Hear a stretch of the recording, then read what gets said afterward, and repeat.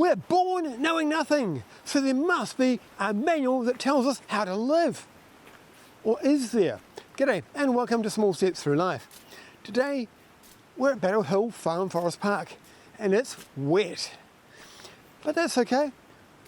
I decided I'll come here because I'm looking at the idea of our life and how we live it. When we buy a car, we might look at the brochure in the shop and think, oh, I like that car, it's got the good specs, it's got all the gadgets I want.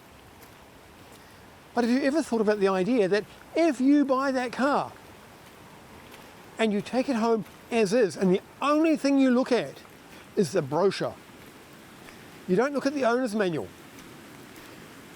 after a while you're going to wonder, how do I get it to open the windows or change gear or park? All these things are mysterious and they're all covered in the owner's manual. But we look at the brochure. Surprisingly, it doesn't work.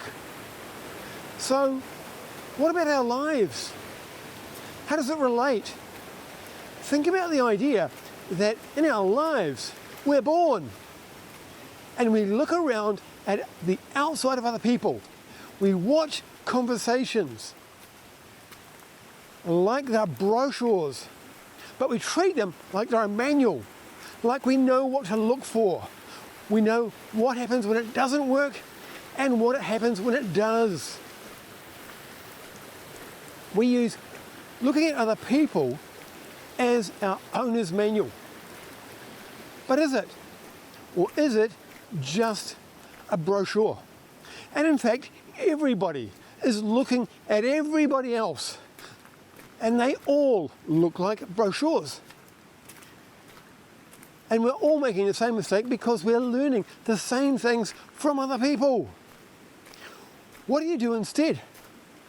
Well, if you bought the car, you look in the glove box. In the glove box, you're likely to find a manual that came with the car.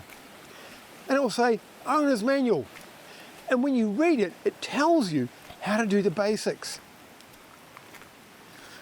And in doing that, you'll find out how to put the car in reverse, how to use the emergency brake, whether it takes fuel or it plugs in, how long it takes, how to get to travel further, what tyre pressure. All these things, owner's manual. But what if you want to go even further? What if you want to know how to adjust things? This is where you go to the engineering manual or the workshop manual. Very complex stuff, but it's where the engineers go. That's where your mechanic goes to find out adjustments for that vehicle. Again, how does this pertain to our life? Well, for me, I actually live in the engineering layer. Brochures, I don't get them. I know what they're trying to convey, but they don't tell me enough to know how systems work. And even the owner's manual, I find not enough information. I want to know how the system itself works. So I sit in the workshop manual layer. I do that with everything. I do it with IT, but I do it with how I think and how I interact with life, how I communicate. I'm looking at everything to work out what does a good communication system look like? What does connection look like? What does encouragement look like? I do that to effectively create my own internal manual because I haven't found a workshop manual yet, but I'm working on my own. So having done that, what am I doing next? The next thing I'm doing is I am writing, or I'm creating, or I'm recording. I'm recording an owner's manual.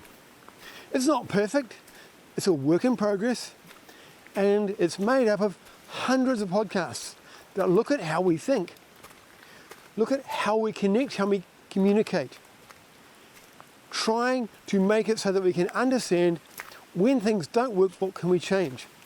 when things do work, what can we learn? So, how do you decide how to use your body? It's your body, you get to choose. Do you rely on the brochure of looking at other people's lives? Or do you look around? Do you go to bookshops? Do you go to seminars to try and get an owner's manual? Or, if you want, you can follow me as I work on, well, creating owner's manuals that are based on workshop manuals. It's your choice, and it always was. But it's your choice to choose, and if you choose to follow me, see you next time.